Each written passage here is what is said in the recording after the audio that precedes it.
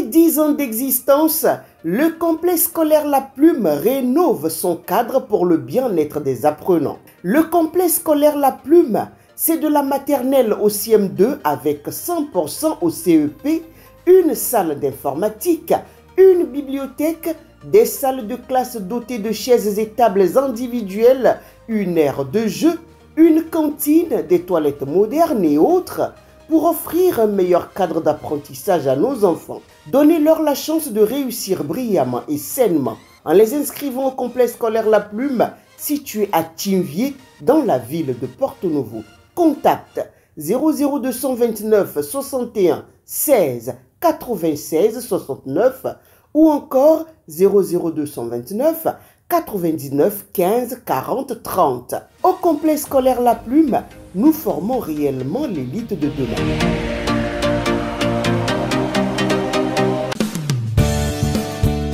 Le téléphone portable, smartphone et tous les autres appareils électroniques nous sont très utiles au quotidien. Risque de courbature, de fatigue générale, d'insomnie, de faiblesse sexuelle, de surdité ou de cécité, des AVC, les charges électromagnétiques des téléphones portables, smartphones ou tout autre appareil électronique sont très dangereuses pour la santé et peuvent vous conduire à la mort. Utilisez désormais les autocollants anti-radiation GIA pour protéger et préserver votre vie.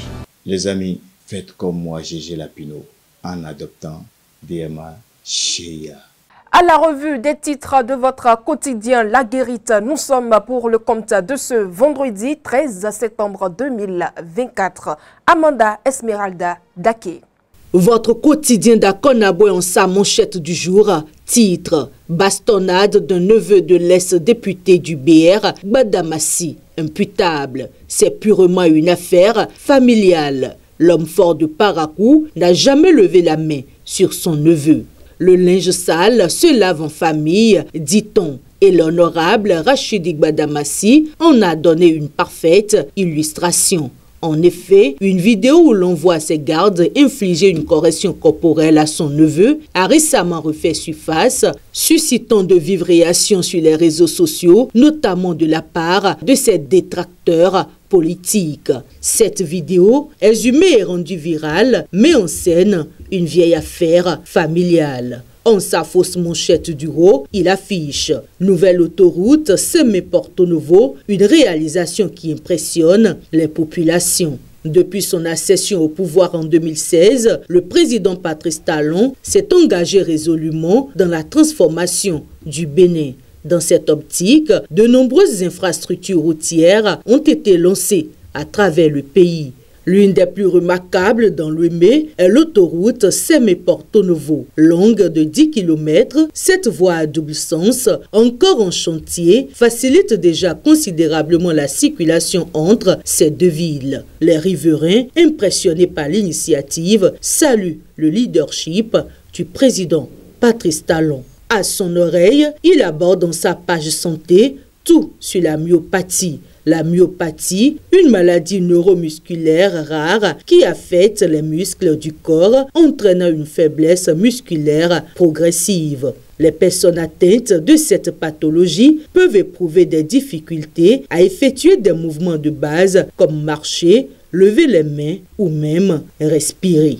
Autre information à la une de votre quotidien Maison La Guérite ce matin, divagation des animaux domestiques à Adjara. Des mesures fermes prises par le maire Germain Wanvoegbe contre les propriétaires négligents. Le 11 septembre 2024, la mairie d'Adjara a publié un communiqué alertant la population sur un problème récurrent affectant la tranquillité et la sécurité de la commune, la divagation des animaux domestiques. Ce phénomène qui s'intensifie cause de nombreux problèmes, notamment en matière de sécurité routière. En effet, les animaux laissés en liberté par le propriétaire créent des obstacles à la circulation des personnes et des biens et sont souvent à l'origine de divers accidents.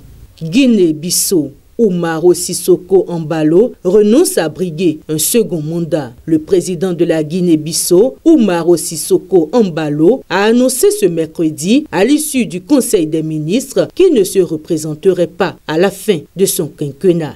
Cette décision a été prise après une discussion privée avec son épouse, Dinici Arès, en Mbalo. Il a expliqué qu'à son avis, et après avoir consulté sa femme, il ne voyait plus l'intérêt de participer à une nouvelle compétition politique face à des adversaires qu'il juge peu menaçants. Et pour finir, enseignement maternel et primaire, CS La Plume, une école de référence. Le complexe scolaire La Plume rouvre ses portes pour la rentrée scolaire 2024-2025. Cette nouvelle année académique marque une transformation significative tant pour les apprenants que pour les parents grâce à un cadre d'apprentissage entièrement rénové. Bien à vous, chers amis internautes. On se donne rendez-vous lundi pour une nouvelle parution de votre quotidien La Guérite.